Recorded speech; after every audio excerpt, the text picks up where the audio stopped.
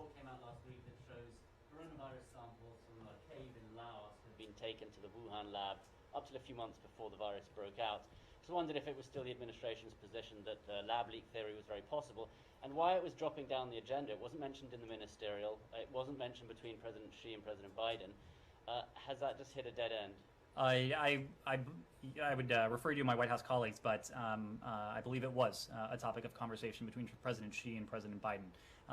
Not because, and Secretary Blinken has spoken to this.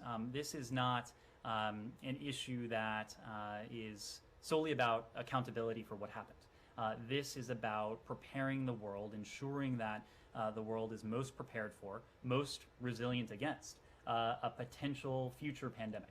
And this is something that the Secretary discussed on his recent travel to Africa as well. It's not a question of if, it's a question of when we have another pandemic. And so that is why we are so focused on understanding the origins of the coronavirus pandemic, because only by understanding what has happened in the past will we be able to best defend ourselves here in the United States, but knowing that these pathogens, these viruses, don't respect borders.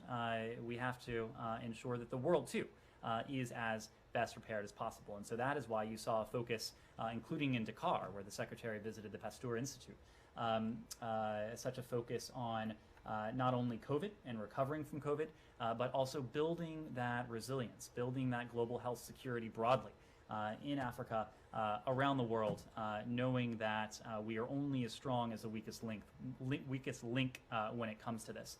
As you know, the intelligence community has been looking at this issue very closely. They have now issued a couple public reports. I'd refer you to those public reports, public assessments for the current state of our analysis, but I can reassure you certainly that understanding the origins of this virus remains a priority for us so that we can best protect ourselves the next time around. Let me just go.